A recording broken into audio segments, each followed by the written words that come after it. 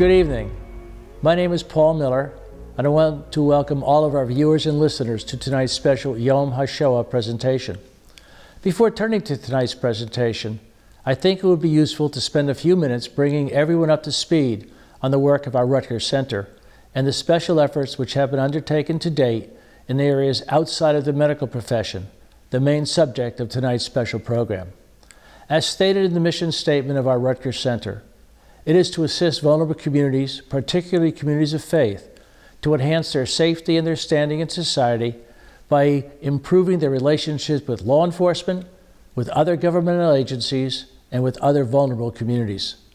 The Rutgers Center officially came into existence in September 2017, but it really is the outgrowth of a program that began several years earlier, which was then known as the Rutgers Faith-Based Community Security Program, which followed the lethal terrorist attack on the Jewish Museum in Brussels. But the Brussels attack was not the sole reason for the Rutgers Faith-Based Community Security Program to protect vulnerable communities. The program really began a few years earlier, following meetings between John Farmer and myself, targeted on finding ways to aid communities on the ground in Europe and America that were facing a rising tide of intolerance, including anti-Semitism, as well as outright terrorist attacks. To those people who do not know who John Farmer is, let me give you a brief description of why I worked with him and his Rutgers team to confront the issues facing faith communities. John Farmer was the Attorney General of New Jersey during the 9/11 terrorist attack on the World Trade Center. He was one of the authors of the 9/11 Commission Report. He served as Dean of Rutgers Law School and then General Counsel of Rutgers University. He is truly recognized as a leading expert in confronting terrorism and someone I am honored to call a friend. The Rutgers program was therefore an attempt to see if active, on-the-ground support of vulnerable communities could make a difference. Over several years of work, the Rutgers Faith-Based Community Security Program demonstrated that, in fact, interaction with vulnerable communities could help, as John said when our center was announced, to break down barriers and help build bridges between vulnerable communities and law enforcement, vulnerable communities and majority communities, and among communities themselves is something that is critically necessary. And if there is any doubt about the importance of the work being undertaken by the Rutgers Center today, one has to look no further than the recent attacks on the Michigan State House and the U.S. Capitol. And we, of course, cannot forget other attacks, such as the horror of the killings inside the synagogue in Pittsburgh. One of the few things our Rutgers Center did was form a partnership with the International March of the Living, the organization which for several decades has undertaken numerous programs to keep the memory of the Holocaust, the Shoah, alive, lest we forget this horror of the past. As Santayana said, those who do not remember the past are condemned to repeat it. As most of you watching and listening to tonight's program know, I am by training a lawyer. Perhaps because of my profession, but clearly understanding the role that lawyers and judges played in helping the Nazi Party implement the horrors of the Holocaust, we joined with the March in working with legal groups, law societies, and law schools in exposing the role our profession played. Who can forget, for example, the devastating Nuremberg laws? These past actions and programs undertaken by the Rutgers Center in conjunction with the March of the Living bring us to the importance of tonight's special program, the role of the medical profession in supporting the Nazi Party and the implementation of the horror of the Holocaust. One way to begin to think through the role of the medical profession is for each of us to try and answer the questions posed by Shmuel Rees at the Center for Medical Education of the Hebrew University Faculty of Medicine. Could the Holocaust, one of the greatest evils ever perpetrated on humankind, have occurred without the complicity of physicians, their societies, and the scientific professional community? How did healers become killers? Can it happen again? As we ponder these questions, there are several facts we should consider. Percentage-wise, more physicians joined the Nazi Party than did the population of Germany as a whole. Roughly half of all German doctors became party members between 1933 and 1945. The German medical profession played a role in shaping and implementing many Nazi policies.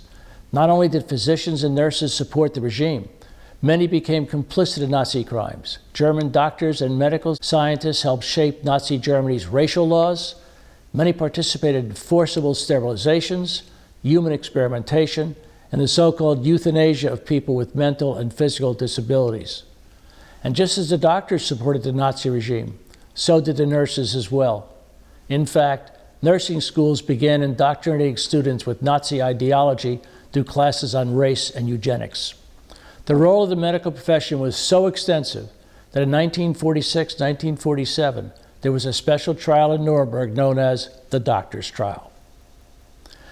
I would now like to thank our presenters who remind us about the medical evils and courageous efforts of doctors during the Holocaust, our partner, the March of the Living, not merely for tonight's special presentation, but as I said before, for the work they have been doing for decades, the Maimonides Institute for Medicine, Ethics, and the Holocaust, and a very special thanks to the Jewish Broadcasting Service for enabling this special presentation to be seen and heard over its networks, which serve over 500,000 people globally.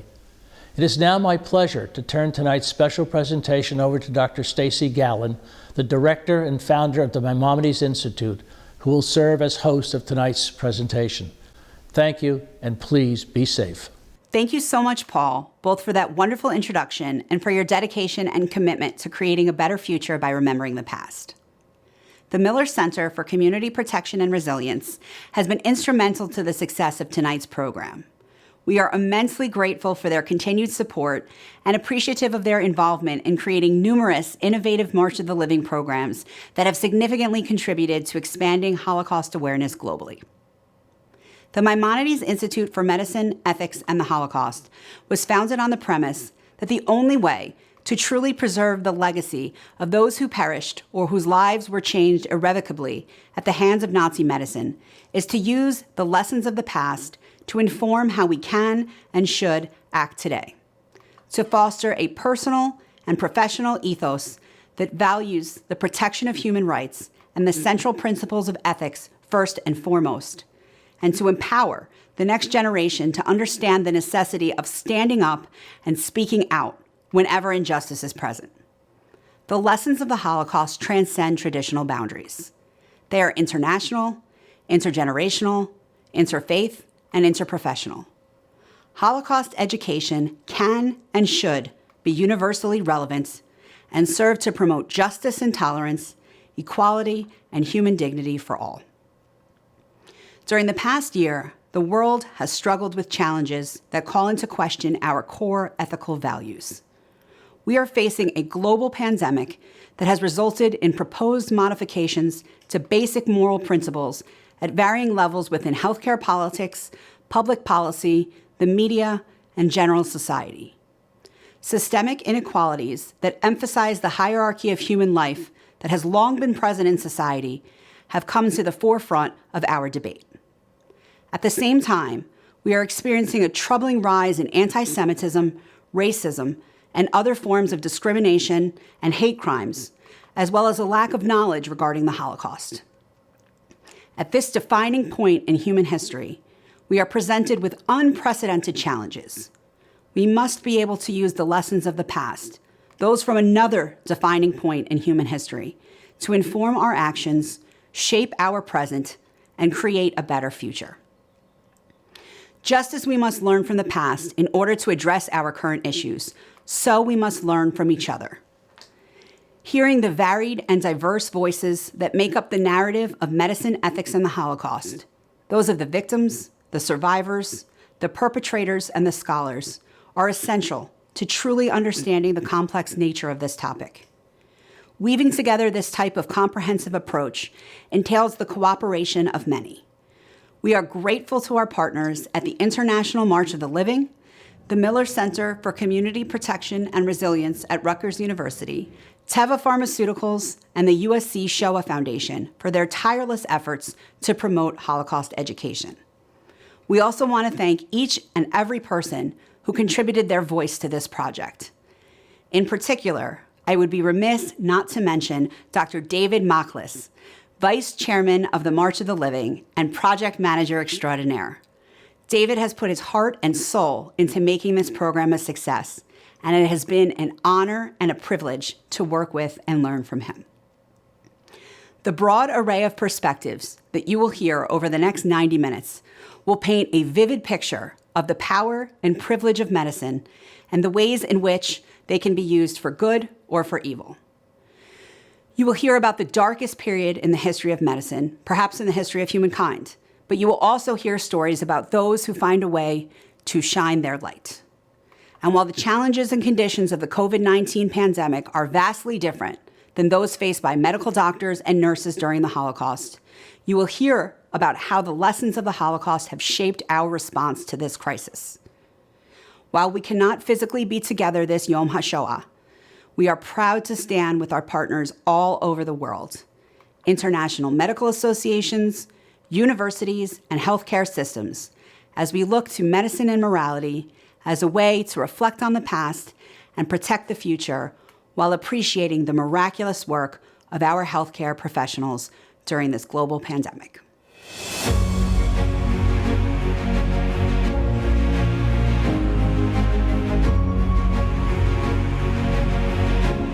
I solemnly pledge to dedicate my life to the service of humanity. The health and well-being of my patient will be my first consideration. I will respect the autonomy and dignity of my patient. I will maintain the utmost respect for human life. I will not permit considerations of age, disease or disability, creed, ethnic origin, gender, nationality, political affiliation, race, sexual orientation, social standing, or any other factor to intervene between my duty and my patient. I will respect the secrets that are confined in me, even after the patient has died. I will practice my profession with conscience and dignity and in accordance with good medical practice. I will foster the honor and noble traditions of the medical profession. I'll give to my teachers, colleagues, and students the respect and gratitude that is their due. I will share my medical knowledge for the benefit of the patient and the advancements of healthcare. I will attend to my own health, well-being, and abilities in order to provide care of the highest standard. I will not use my medical knowledge to violate human rights and civil liberties, even under threat. I make these promises solemnly, freely, and upon my honor. My honor. my honor. My honor. My honor. My honor. In January of this year, we, along with the rest of the world, commemorated Holocaust Remembrance Day. Throughout the Houston Methodist Hospital system, we sent out this prayer that was written by Chief Rabbi Ephraim Mervis, Archbishop of Canterbury Justin Welby, and Senior Imam Kwari Assam. This was the prayer. Loving God, we come to you today with heavy hearts, remembering the 6 million Jewish souls murdered during the Holocaust, and the horrors of that history when so many groups were targeted because of their identity, and in genocides which followed. We recognize destructive prejudices that drive people apart. Forgive us when we give space to fear, negativity, and hatred of others simply because they're different from us. In the light of God, we see everyone as equally precious manifestations of the divine and can know the courage to face the darkness. Through our prayers and actions, help us to stand together with those who are suffering so that light may banish all darkness, love will prevail over hate, and good will triumph over evil. Amen. I am extremely honored to introduce Dr. Albert Bourla, the Chairman and Chief Executive Officer of Pfizer, Inc., and the child of Holocaust survivors, and express our deepest gratitude to him for telling his family's story, sharing the impact it has had on his life, and reminding us all of the necessity of standing up and speaking out against anti-Semitism and hatred of any kind. Hello, everyone. I am Albert Bourla. As the son of Holocaust survivors, I'm honored and humbled to participate in this year's March of the Living, Yom HaShoah observance. And as someone who leads a company whose purpose is breakthroughs that change patients' lives, I'm thrilled that this year's event is dedicated to the heroes who provided medical care in the ghettos and camps during World War II, as well as those who provide medical care around the world today. I was born and raised in Thessaloniki, Greece. Before Hitler began his march through Europe, there was a thriving Sephardic Jewish community in Thessaloniki. So much so that it was known as La Madre de Israel, or the Mother of Israel. Within a week of the occupation, however, the Germans had arrested the Jewish leadership, evicted hundreds of Jewish families, and confiscated their apartments. And it took less than 3 years to accomplish their goal of exterminating the community. When the Germans invaded Greece, there were approximately 50,000 Jews living in the city. By the end of the war, only 2,000 had survived. Lucky for me, both of my parents, Mois and Sarah Burla, were among the 2,000. My father was successful in surviving by hiding his identity. My then teenage mother was arrested by Nazis, abused in jail, and lined up against a wall in front of a firing squad. She was removed from the line of death at the last moment, thanks to hefty bribes that a Christian relative paid to Max Merton, a Nazi war criminal. Many Holocaust survivors never spoke to their children of the horrors they endured because it was too painful. But my parents talked about it a great deal. They did this because they wanted us to remember all the lives that were lost, to remember what can happen when the virus of evil is allowed to spread unchecked. But most important, to remember the value of a human life. You see, when my parents spoke of the Holocaust, they never spoke of anger or revenge. They didn't teach us to hate those who did this to our family and friends. Instead, they spoke of how lucky they were to be alive and how we all needed to build on that feeling, celebrate life, and move forward. Hatred would only stand in the way. My parents' story has had a great impact on my life and my view of the world. But I hadn't really spoken about it publicly until recently. And I'm so glad that I did. Because if sharing their story inspires just one more person to join us in proclaiming that never means never, when we stand up against anti-Semitism and all forms of racism, then it will help make our world a better place. Thank you again for the invitation to join you today. And thank you for remembering. Stay safe and stay well. Aviva Reisky and Tom Bellman will now perform the musical piece Heal Us Now, which is based on verses in the book of Psalms, as well as the book of Numbers, where Moses pleaded with God to heal his ailing sister Miriam. The English words and melody were written by cantor Leon Scher.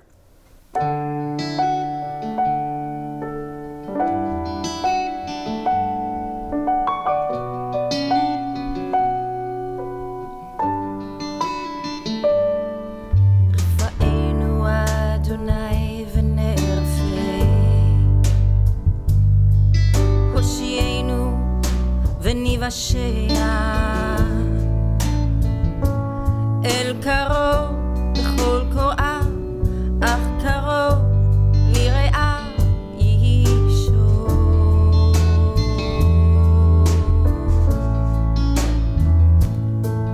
We pray for healing of the body. We pray for healing of our soul. Of flesh and mind and spirit, we pray to once again be whole. El Narfana,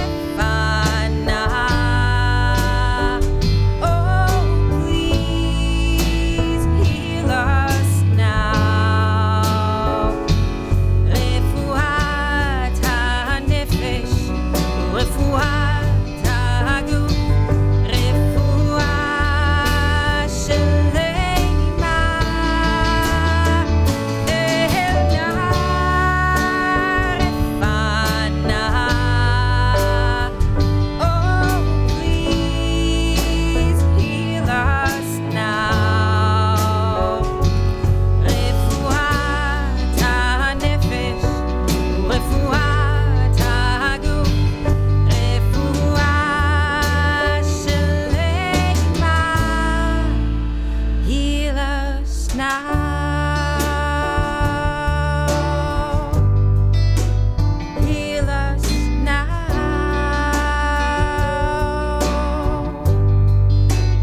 Heal us now.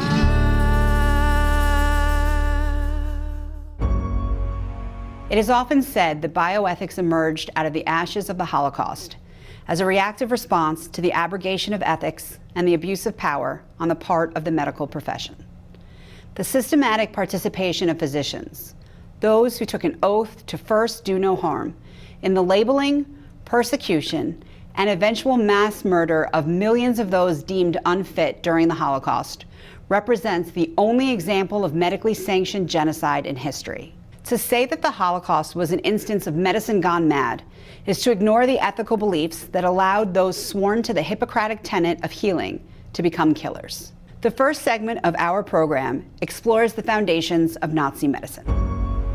Most people think of the role of physicians relating to the Holocaust about medical experiments in concentration camps. If were only medical experiments in concentration camps, its impact would be limited.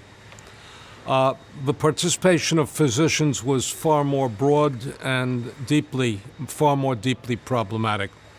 Let's go through one simple example that may describe a much larger pattern.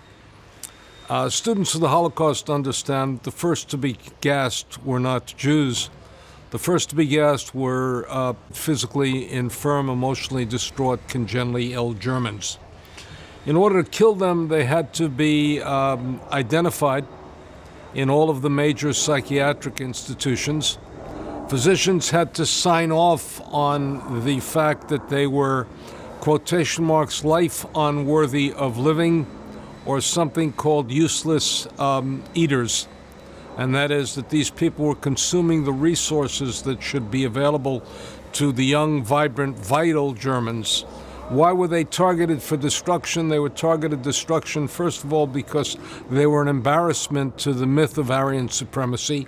And secondly, they were targeted because they were consuming resources that could be best utilized by a society to develop those who were the best and the brightest, the fittest, the most worthy. And consequently, they were eliminated. There were 6 different killing centers. And the killing itself went from passive means like starvation to active means by the use of sedatives, and finally it culminated in the use of gas chambers. Now, who participated in that? One would have to say virtually the entire German psychiatric community. There are also 28 institutes of racial science, staffed by reputable scientists, founded at some of the great universities of Germany, all of them seeking to use science to verify the German claim that the Germans were a member of the master race, that there were inferior races, and that Jews, again, were deemed as life, not only life unworthy of living as for the Germans of special needs, but Jews were deemed a cancer on the body politic. The medical metaphor legitimated the entire process of murder and destruction of the Jews, presuming that the Jews were a cancer on society, and consequently you were healing by killing. The elimination of the Jews was to bring about the salvation, the redemption of the German people.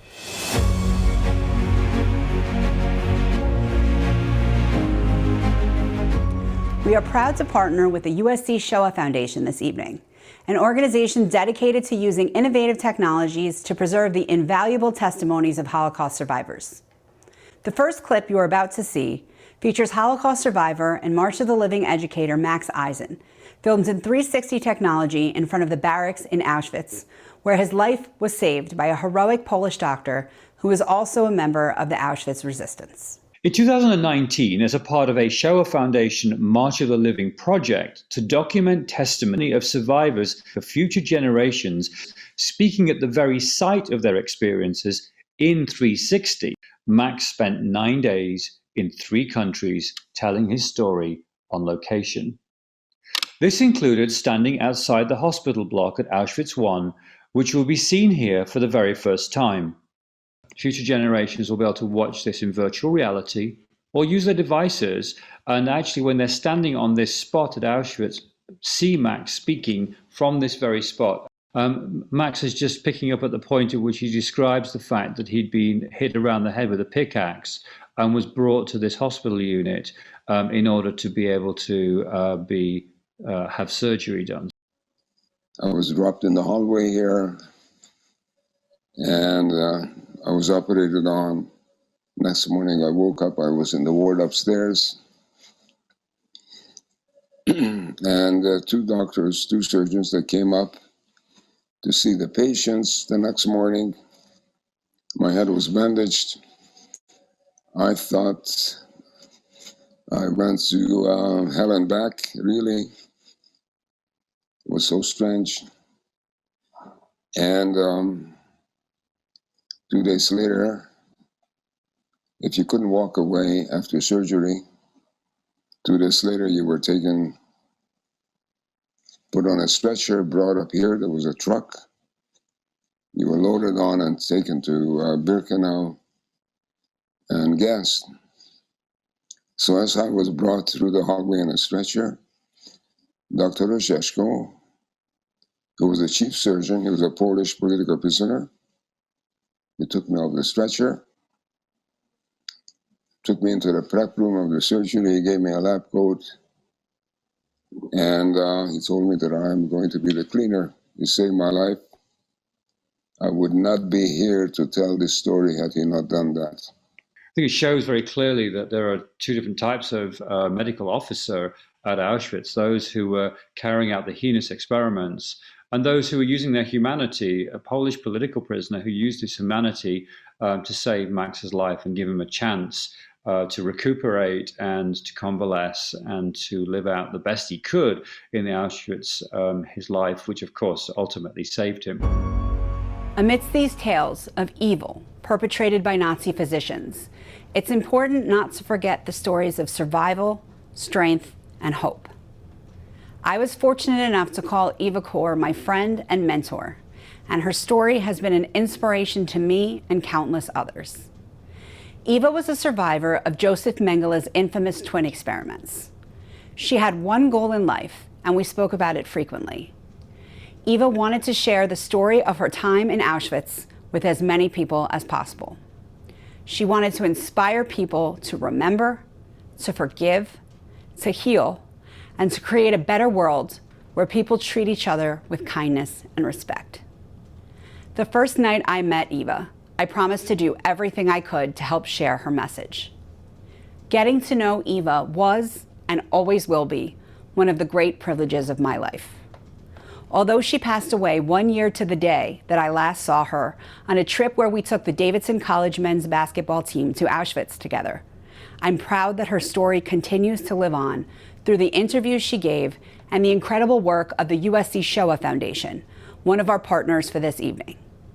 Even though Eva is no longer with us, Dr. Stephen Smith, Executive Director of the USC Shoah Foundation, was able to conduct a virtual interview with Eva's hologram only a few weeks ago, using the innovative technology they have created as part of their New Dimensions in Testimony program. Eva, did you meet Dr. Mengele? I met Joseph Mengele every single day in the barrack and in the labs. And the only day that I didn't see Mengele was on Sunday.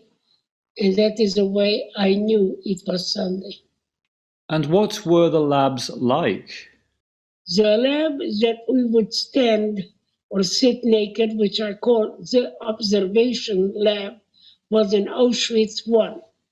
And we would march from Birkenau, Auschwitz II to Auschwitz I, stay there most of the day, and then came back at night. The other lab, the blood lab, was in Birkenau. It was not very far from our barrack.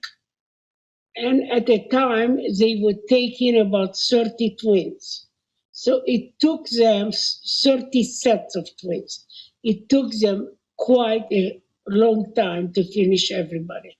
Was Dr. Joseph Mengele evil? There was such sadness, anger, such look of disgust and contempt for the people he was dealing with. Did you and Miriam speak to each other about your experiences? Miriam and I never spoke about our experiences until 1985. I tried to speak to her in 1979 after I seen the Holocaust movie. She was not ready to speak about it yet, so the first time we spoke was 1985. Eva, thank you for sharing your story. Thank you for being here. To feel like a nobody and a nothing, not as a human being, is very, very difficult. But because my main purpose while I was in Auschwitz is to survive one more day, to survive one more experiment, I concentrated very much on my goals. I don't think that it didn't dehumanize me, it just, I had to somehow put it aside.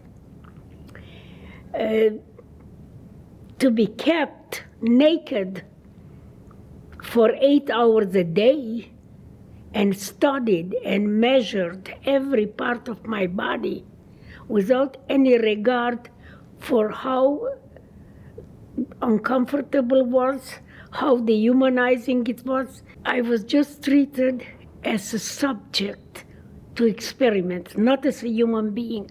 I don't think there was one single effort to make us feel human. You sit here, you do that, we are going to inject you, we are going to take blood from you. Never any concern for the person who was in front of them. That was automatically done, but in the other sense, this was Nazi medicine. Nobody, Jews and the other people who were dehumanized, were not human beings. There was no effort in their part. We knew that. We were just there to provide in this case, fodder for their experiments. That's all we were. What I am finding very difficult for me to understand, how any human being can treat another human being that way. What kind of a sick mentality gives another human being the right to treat a human being that way? You know, we hear the term Nazi medical ethics, and that sounds like an oxymoron, a complete contradiction in terms. And yet, there was a systematic ethics that was developed within the context of National Socialist Germany, probably best exemplified by a physician named Rudolf Ramm, who wrote literally the textbook of Nazi medical ethics. He had three fundamental principles on which he operated. That intermarriage, which he referred to as miscegenation, was spoiling the quote-unquote racial stock of the German people. That the birth rate among Germans was Aryan Germans was declining, and that there was and that the country was being overrun by a group of quote unquote inferior racial types, and so that his argument was that any ethical consideration within the context of medicine needed to take those three facts first and foremost into account, and therefore develop policies, procedures, or approaches to individual patients that fundamentally supported the health of the overall people, the folk. I think one of the important things for us to remember here is that at the time of the National Socialist takeover of all the organs and operations of German society, German medicine was the most scientifically advanced system in the world. It's where everybody in the world went to study and train. It had a place in world medicine at the time, not unlike what the United States has at this moment. And yet, being scientifically the most advanced system of its time, did not stop it from descending into horrific moral decisions. Even in the darkest of times, one can always find the light. Stories of physicians who remain dedicated to healing and saving lives in any way possible prove that ethics, virtues, values, and hope can prevail. These tales of Jewish physicians and righteous Gentiles who risk their lives to save others demonstrate how the power of the profession can be harnessed for good, even in the most dire circumstances. We have the incredible example of the ethics of physicians. Some of you know the great story of Janusz Korczak, who was the Mr. Rogers and the Dr. Benjamin Spark of Poland, a very trusted pediatrician whose work was internationally famous, and also a man who had a Sunday evening program in which he, like Mr. Rogers, educated the young people and their parents about some of the incredible values. He was a Jewish physician who also became the head of an orphanage in the Warsaw Ghetto, and they describe his decision to go with his orphans, with his children, with the people in his care to go to Treblinka. Because he was famous, because he was universally respected, they asked him if he would like to escape the ghetto, and they informed him about what the fate of the Jews was going to be in Treblinka. And Korczak said, "I'll only escape if you can provide for the children." What about the children when they could not provide for his orphans? He deliberately decided to go with them to board the trains to Treblinka. But he didn't only do it as,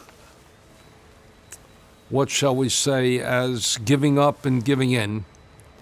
He had them march orderly, carrying the flags that he had created for the programs that he had created.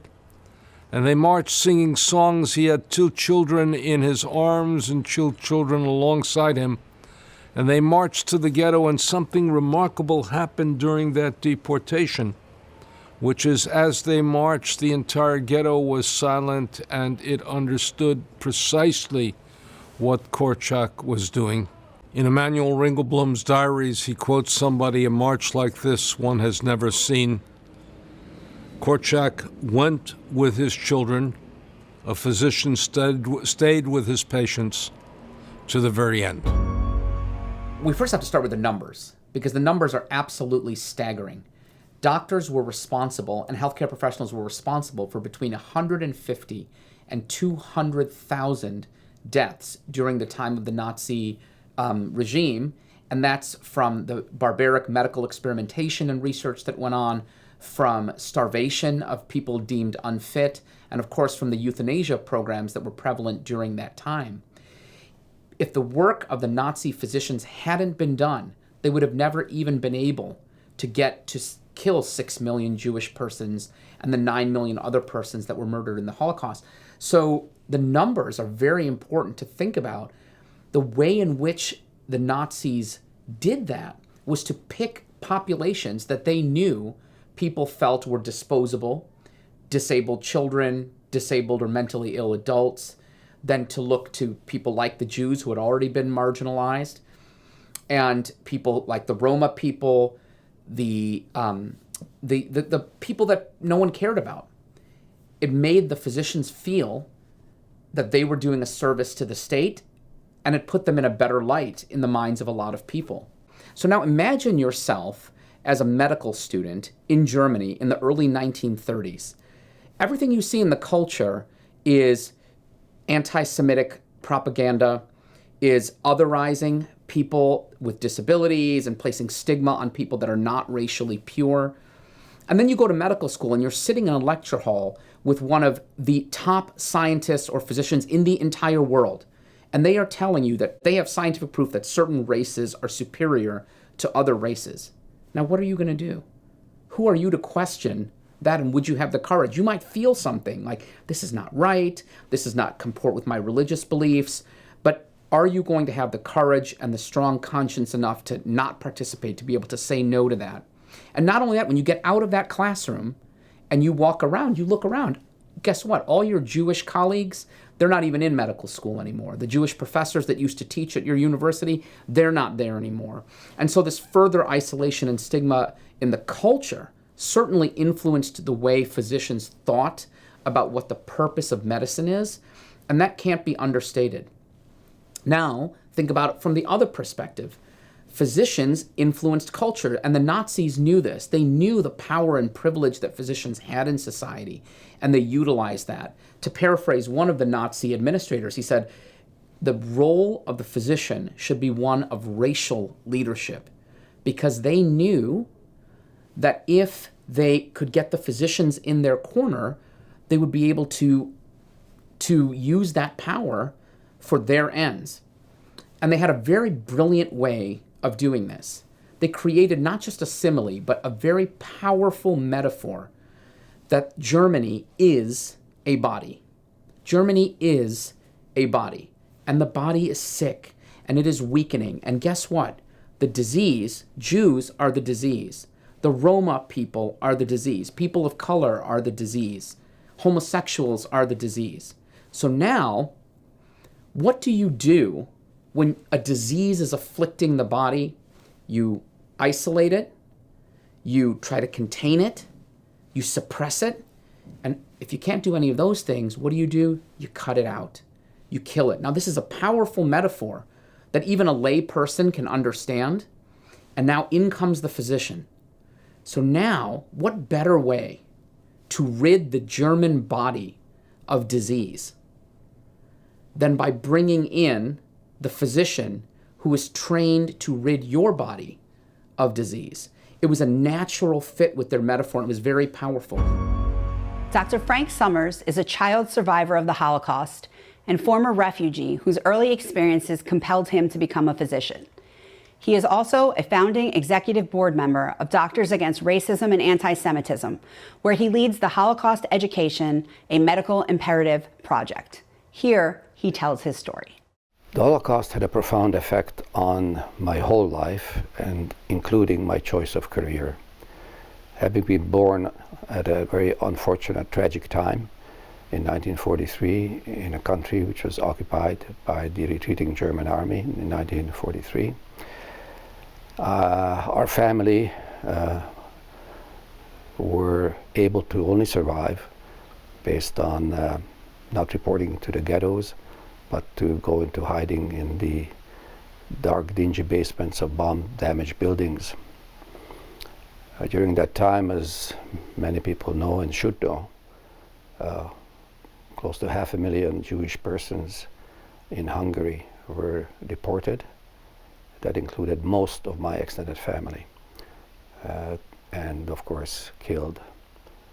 I have a profound impact on my life as a result of that, and having survived, and that has been a core, basic guiding principle in all my choices, and it is to this day. Well, I set out to try to decide on a career which would contribute to healing and to health, and my interest in science coupled to that led me into the path of medicine, first of all. My colleagues in DARA, Doctors Against Racism and Anti-Semitism, an organization which we set up about 12 years ago, based out of Toronto, Canada, but has international membership. We are committed to rectify the reality that in most medical education, Holocaust is never mentioned. In particular, we are very concerned with remembering the contribution of fascist doctors in Germany and scientists who from a fairly early stage onwards helped with their knowledge, betraying their Hippocratic oath, to carry out some of the most odious, murderous policies of the Nazi Hitlerite regime. This is an unprecedented event in the history of medicine, and we feel it's quite important that young doctors in training should be knowledgeable about what happened, be aware of the temptation, of power, of the loss of moral compass, and in particular to equip them better for dealing with some of the very challenging issues that are coming up in medical care during their careers when they get into practice. The issue we're dealing with in this program is very personal to me. Most of us are getting on in years, and most of us who have any direct connection to the Holocaust are dwindling in numbers. I strongly would encourage all colleagues in all parts of medicine to carry forward the dedication, the knowledge, the motivation that we now have exhibited in forwarding the reality of the history of one of the most shameful, tragic periods in the history of medicine, and never allow this to ever happen again, to learn the lessons of that, and to renew the knowledge that we have, and to renew our commitment to the oath that we have taken, and to speak truth to power, to remain ethical in our practices, and to practice empathy, and hopefully do some justice to all those innocent victims, men, women, children, who had no choice over their fate. That's the least we can do. That is, in my experience, a major lesson in my life of having survived the Holocaust.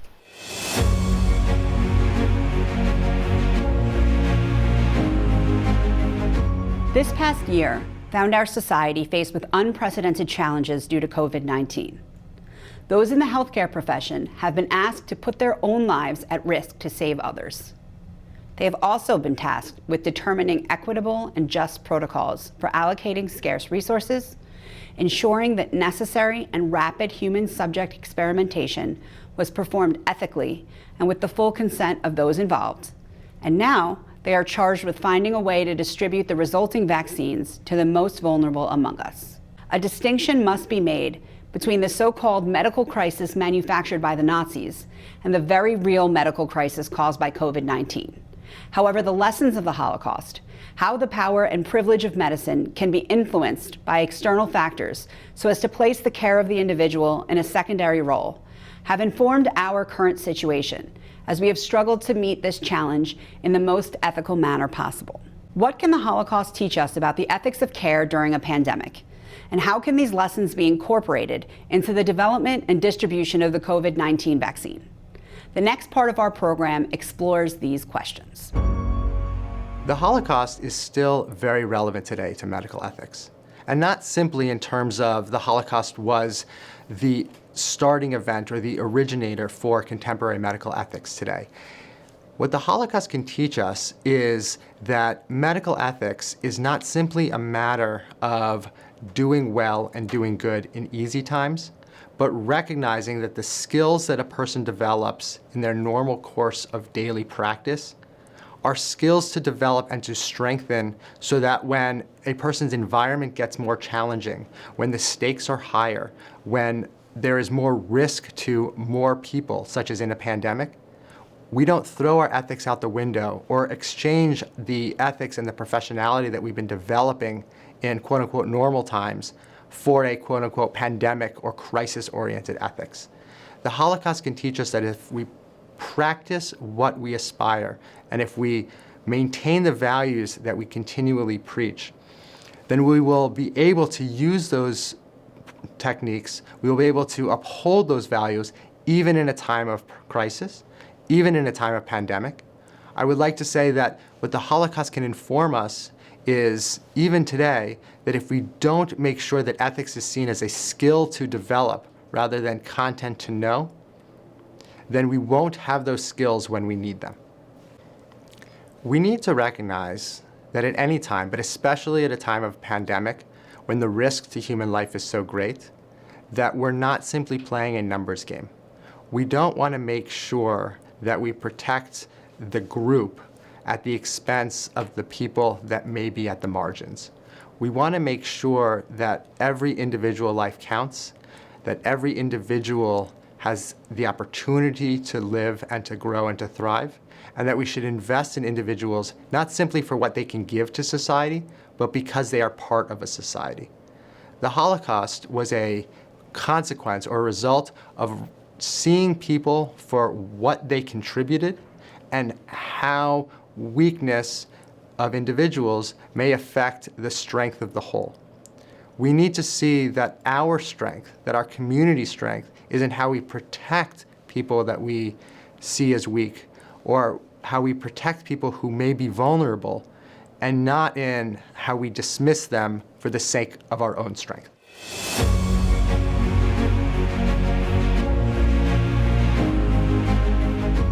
The Holocaust continues to shape medical practice, research ethics, and healthcare policy.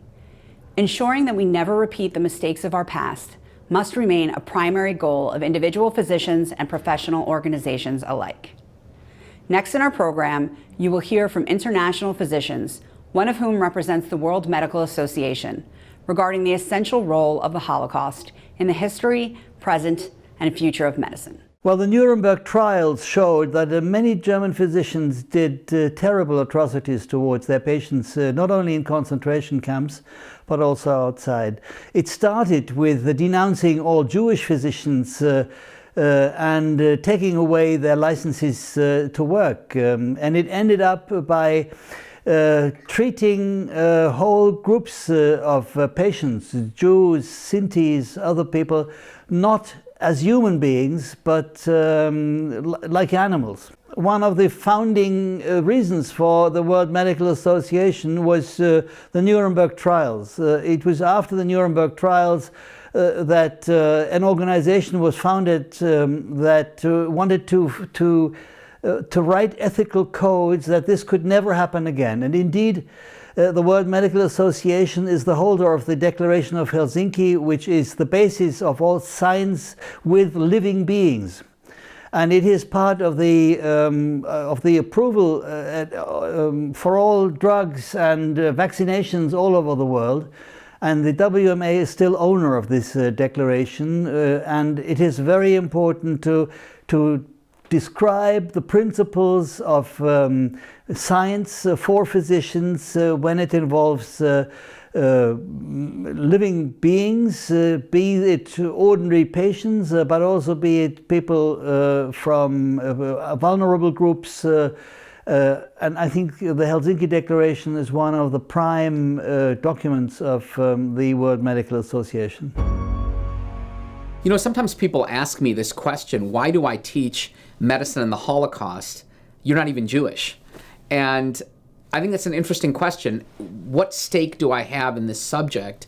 And I think it's an important question because, after all, most of the world is not Jewish. But I think the questions that medicine and the Holocaust raise for our profession as a whole and our society as a whole are universal questions that go beyond one particular race or religion. I think the idea behind teaching medicine and the Holocaust is important because it allows us to focus on the sacrifice and suffering of the Jewish people that both lived through it and died during the Holocaust as a form of remembrance. I think remembrance and understanding the deeper meaning behind that is absolutely vital, and that's why I teach about medicine and the Holocaust. When we use that word and we think about that word, it rightly points us back. We should think about remembrance as a way of honoring those people that have gone before us, and certainly in the Holocaust, the people that suffered at the hands of the medical profession. We should never forget what the medical profession did through its hubris, through its abuse of power. And it's a way of restoring the recognition of the dignity that those persons should have been given in the time. Physicians can learn from their mistakes as much as from their progress. So I do think that that's an important element. whenever we talk about remembrance, we should be thinking about the restoration of the dignity of the human person that suffered during that time. But I also like to think of remembrance as a way of looking to the future. Remembrance to me points backwards, but it also points forwards. It tells us about the mistakes that we made, but also about where we can change those mistakes to point medicine in a different direction going forward. And that's crucial. I think that's crucial to my students, and that's one of the things they really appreciate about studying medicine and the Holocaust, is it can light the way towards seeing what medicine ought to be and where we should focus our energies. And really, in my view, that ends up being the dignity of the human person. Your patient always comes first. How do we ensure that never again is more than just a rallying cry?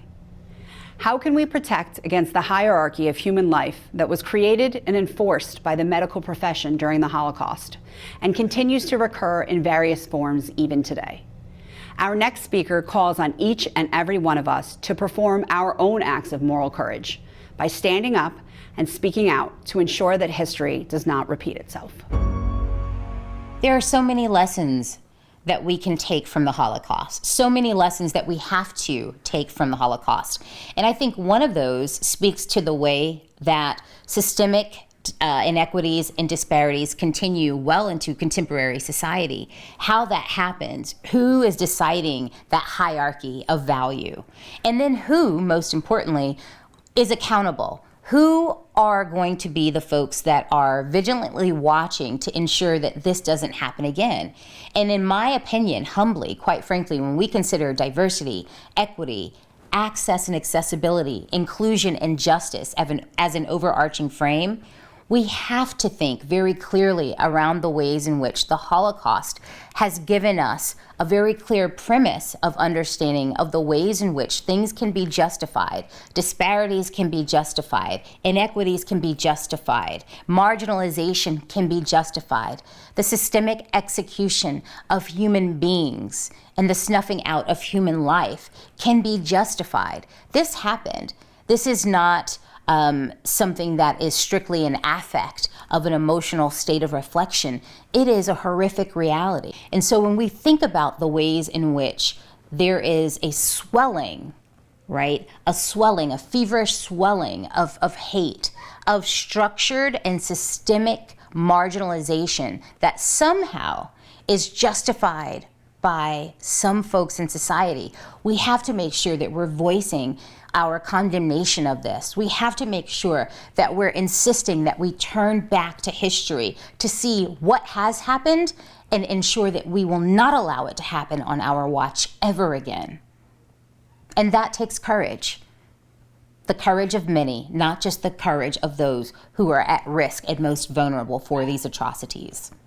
The human body, absent of the human spirit, because of what so many in the medical profession allowed, was essentially reduced to economic gain and hierarchy of contributions to a society and biological determinations of what made a person more valuable or less valuable. I believe the pandemic and even the very pragmatic suggestions we've had around prevention of the spread of the virus have reminded us just how intricately and integrally connected we all are, that our survival, that our ability to thrive is a collective experiment. It's one in which we all play a role. And when we recognize that there are disparities and inequities that are making for a lack of access or diminishing resources for some of our community members, we have to address that. That can't happen in isolation. We know, as evidenced by the Holocaust, as evidenced by other racist atrocities that continue to happen throughout our contemporary history and the like, that we all have to be vigilant. We all have to say something. We all have a responsibility to be invested in the care, in the wellness, in the overall good of each and every one of our community members. And I think the pandemic, as cruel as it has been for us to live through, again, in this collective trauma, because I think that's what it is. And when we're on the other side, we'll look back and we'll be able to identify it as a collective trauma globally experienced, that we are accountable to one another. We are responsible for one another in some way. And certainly medical professionals and healthcare professionals have a unique responsibility and have done an overwhelmingly good job in doing their very best. But we too are a part of that effort. And I think this was a very harsh reminder. But in the end, I think it will draw us closer. At least that's my hope.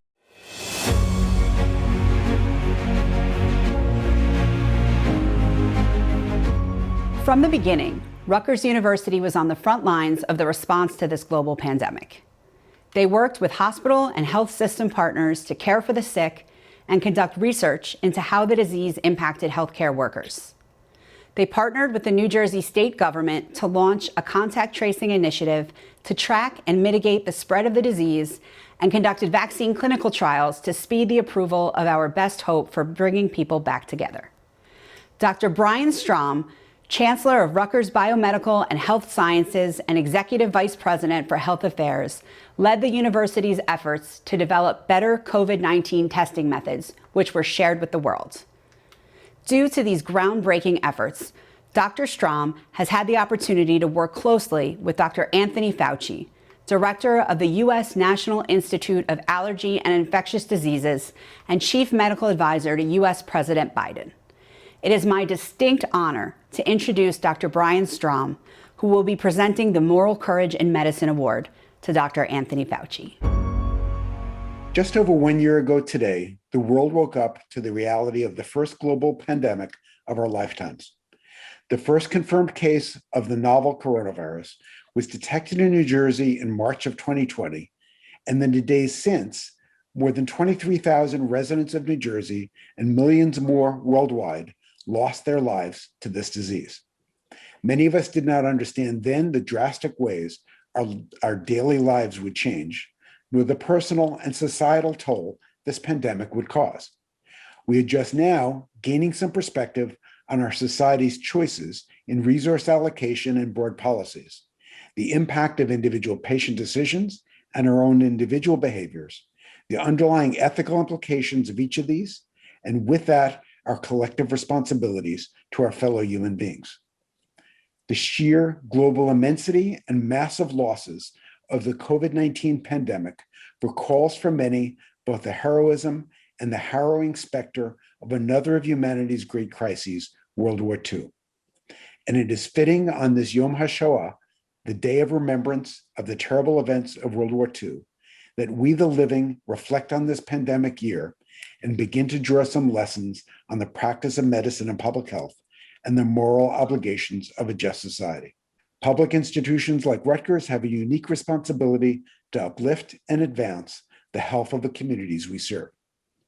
And as we worked through the ebb and flow of the pandemic surges, we sought direction, leadership, accurate data, and unbiased information, and in no measure, hope, amidst the uncertainty and suffering unfolding around us. We were very fortunate to have one guiding light throughout the pandemic. In an era when public spiritedness and confidence in the disciplines and methodologies of science were not held up as virtues of high esteem, Dr. Anthony Fauci embodied both. To our detriment as a society, the public intellectual had been missing from the American scene for quite some time. But Tony became our voice of reason and the beacon of hope for the American public. He provided calm, certitude, and an aura of competence and confidence in scientifically informed public policy.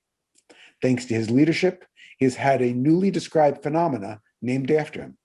I can attest that at Rutgers, like at universities around the country, applications to all of our health professions and biomedical schools are up across all sectors, and this is known as the Fauci effect.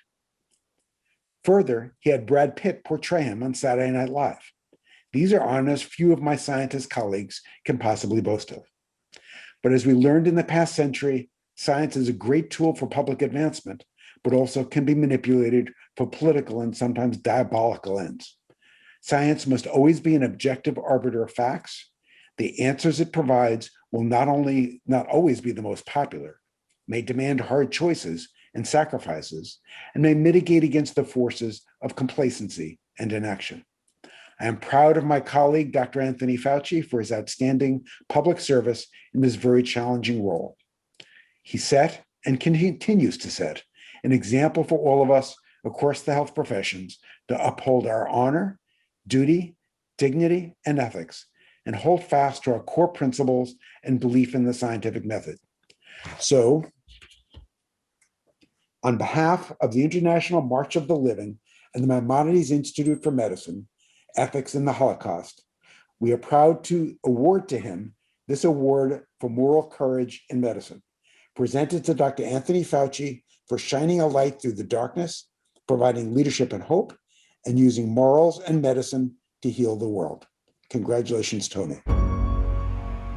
It is with sincere humility that I accept this great honor you bestow on me, not only for myself, but on behalf of the countless practitioners of medicine and the healing arts whom I have been privileged to walk beside throughout my professional life. During this past year, we have witnessed unspeakable suffering caused by a terrible pandemic.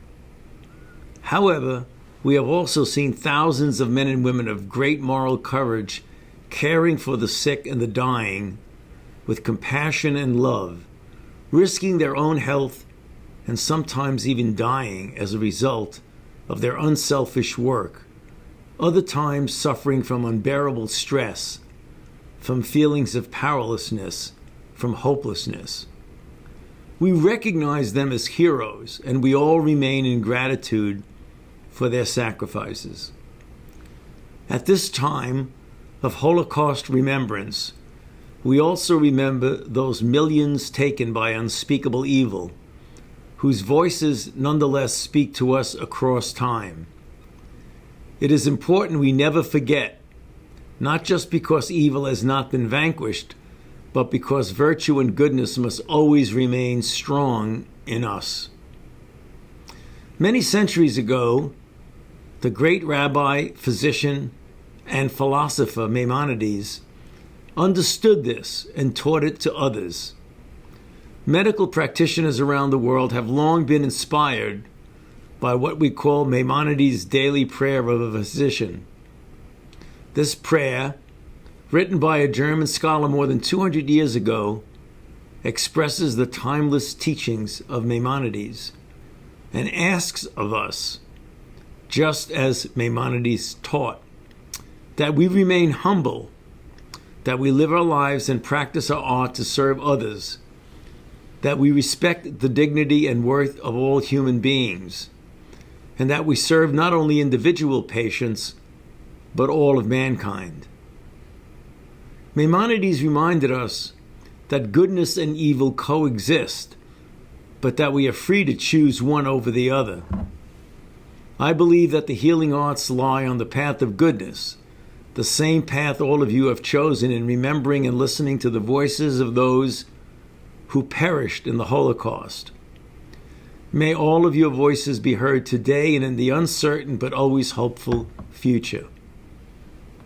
Thank you again for this great honor, and may your good works continue to inspire us. I'm truly honored to speak after Dr. Anthony Fauci.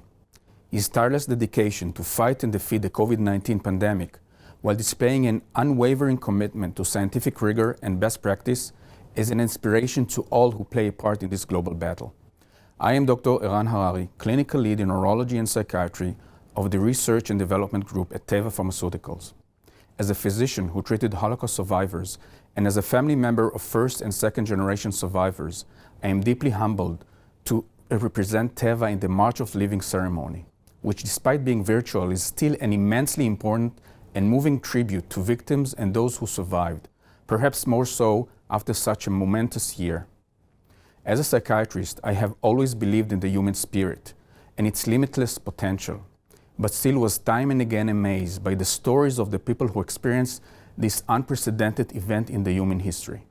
Austrian psychiatrist and Holocaust survivor Viktor Frankl is a timeless testament to the luminous tenacity of the human spirit. His 1946 psychological memoir, Man's Search for Meaning, is one of the most vital books ever written. The gruesome experience of Auschwitz taught Viktor Frankl about the primary purpose of life, the quest for meaning. For Frankl, meaning came from three possible sources: purposeful work, love, and courage in the face of difficulty. And this quest for meaning is what drives us at Teva. Teva is an Israeli global pharma company now celebrating 120 years of service. A core tenet of our mission is and has always been to provide access to critical medicine for patients worldwide. And we are privileged to be able to reach and serve with our medicines nearly 200 million people every day. The challenges of COVID-19 have affected us all. For Teva, as a company with a leading role in the US, this meant keeping our plants and labs working around the clock and around the world to ensure an uninterrupted supply of those essential medicines.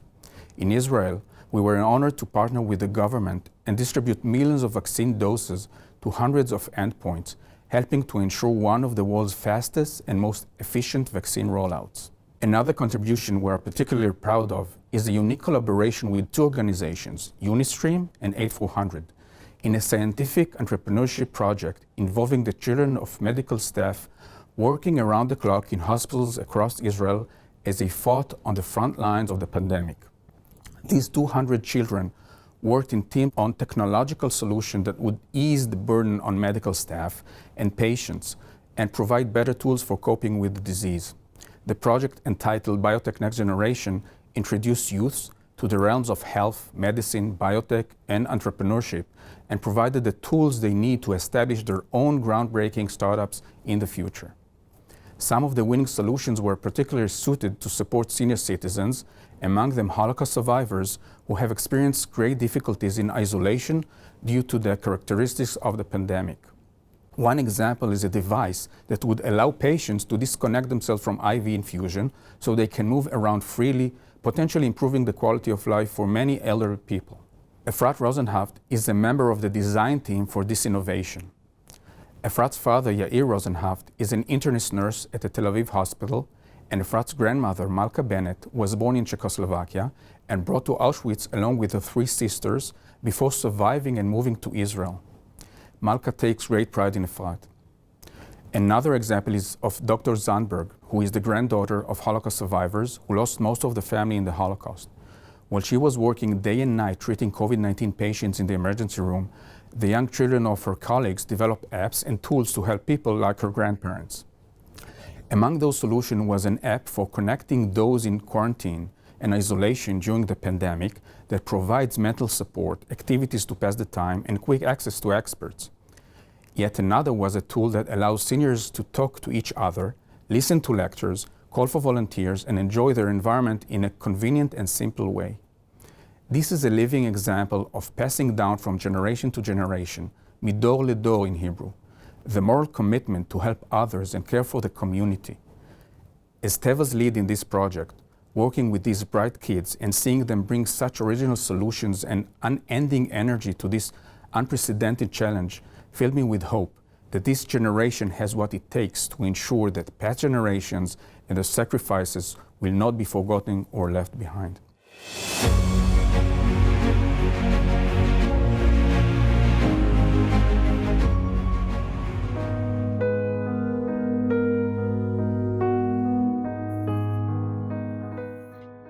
I light this candle tonight to honor the nearly 2.8 million people who have lost their lives worldwide to COVID-19. My name is Dr. Jonathan Panich from New York. I light this torch in memory of the 1.5 million innocent Jewish children who were murdered by the Nazis during the Holocaust. My name is Jillian Berman from San Diego, USA. I light this torch in memory of those with disabilities who were murdered by the Nazis during the Holocaust. My name's Professor George Breitberg from Melbourne, Australia, and I light this torch in memory of the righteous amongst the nations, doctors and nurses who risked and often gave their lives to save Jews during the Shoah. My name is Dr. Alan Nager from Los Angeles, California, USA, and I light this torch in memory of the March of the Living survivor educators who passed away in this last year.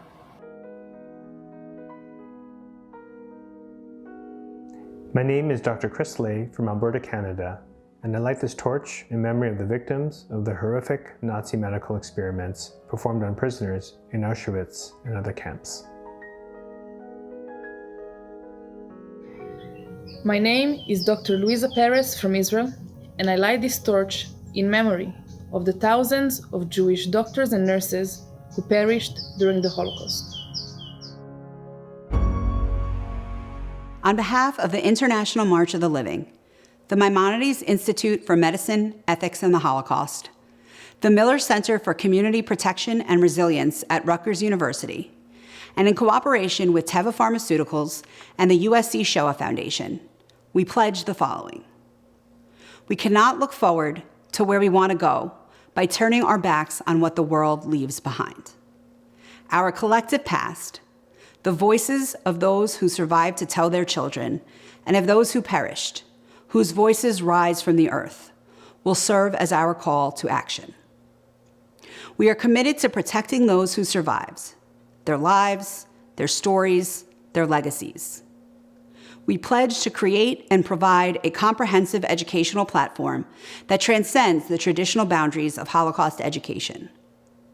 We will reach out to broad and diverse audiences, ranging from health professionals and social activists to students of all ages and experience.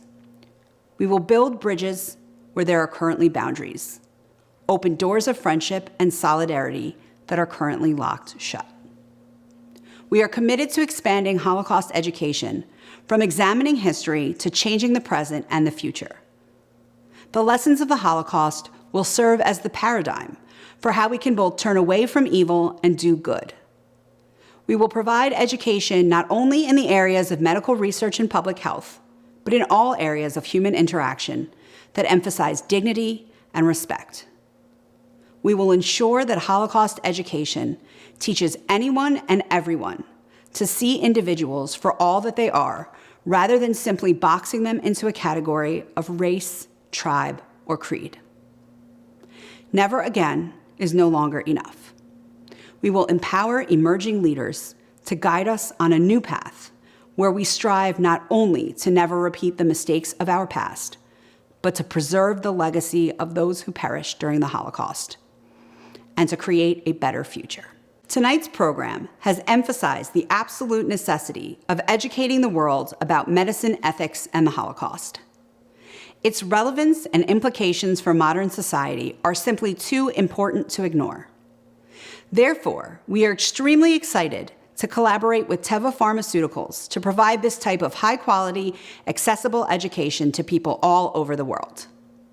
We have learned the importance of reflecting on the past to protect the future, but this can only be accomplished by working together with like-minded individuals and organizations that are willing to act now. We are grateful to Teva Pharmaceuticals for giving us this opportunity to partner with them to bring the lessons of medicine, ethics, and the Holocaust to a global audience.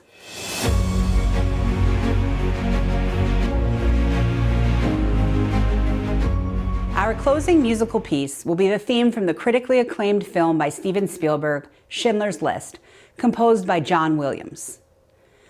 The moving composition will be performed by Miri Ben-Ari, a Grammy Award-winning violinist, producer, humanitarian, United Nations Goodwill Ambassador of Music, and third generation to Holocaust survivors. Her grandparents escaped the Holocaust coming to Israel from Poland. She is the CEO and co-founder of Gedenk, an organization dedicated to promoting Holocaust education for youth. Shalom, this is Miri Ben-Ari, the violinist, also a third generation to Holocaust survivors. I like to say that when we're out of words, there is music. And so I am proud to perform for you today the theme of Schindler's List in memory of my family that was murdered in Poland and the 6 million Jews. We shall never forget.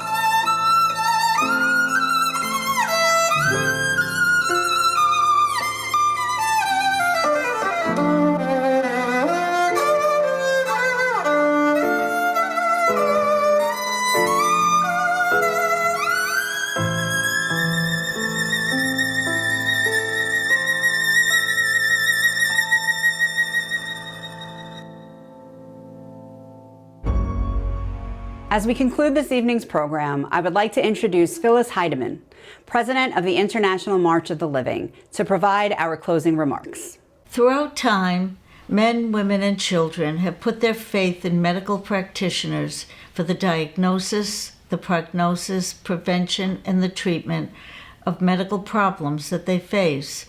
We historically turn to the medical profession for answers on questions revolving our life and our death. Our will to survive drives us to search for the answers to good health and long life. Toward that end, we turn to doctors and to nurses. During this symposium, we have learned about the diabolical use of medicine during the very darkest period of the Holocaust by the most devious minds in modern times as an alternative use of medicine other than the preservation of life. We mourn the passing of so many of our martyred ancestors who surely may have made life-saving contributions in so many fields, including medicine, had their lives not ended so viciously and so needlessly in the prime of their lives. And we recognize the bravery of so many medical heroes, Jewish and non-Jewish alike, who resisted Nazi tyranny, often at the risk of their own lives and the lives of their loved ones, to help strangers in the camps, the ghettos, forests, and in the shtetls. We have heard firsthand testimony of the exemplary commitment of today's medical community as together, the provider and the recipient, we face head-on the COVID-19 global pandemic. Through in-depth explanation and detailed interpretation from our extraordinary presenters, I hope we each leave this program better informed, a little wiser, and perhaps a bit calmer on how we can face this ongoing new, ever-changing, always challenging, and still unfamiliar future which lies ahead. Challenge is not new to the human race, and yet challenge of the unknown remains daunting to the thoughtful of us on matters on the heart, the soul, and the mind. We at the March of the Living have devoted much of our time and our effort over the last 3 decades since the inception of our organization to the meaning and the importance of life, the value of the contributions we make to our community, the meaning of the memory of the legacy of our ancestors. We have done so with vigor and commitment to the next generation and with a vision for the continuity of the Jewish people and the State of Israel, and I dare say with an eye to a better future for all humanity. For these reasons and for many more, we are proud to dedicate the 2021 International March of the Living to the men and women who selflessly and bravely devote their time and their energy to conquer the health-threatening COVID-19 and any future global pandemics we may be forced to face. On behalf of all of us at the International March of the Living, the Maimonides Institute for Medicine, Ethics, and the Holocaust, the Miller Center for Community Protection and Resilience at Rutgers University, and the USC Shoah Foundation, we thank you for joining us for this educational symposium. We hope and pray that each of you, your families, and your colleagues remain well during this uncharted times in which we are living, and that the future will be a brighter and a safer one for all. Let us strive to learn the lessons of the tragic history of the Holocaust and combine our efforts in the fields of medicine and morality for the benefit of all humankind. We wish shalom, we wish peace, and good health to each of you.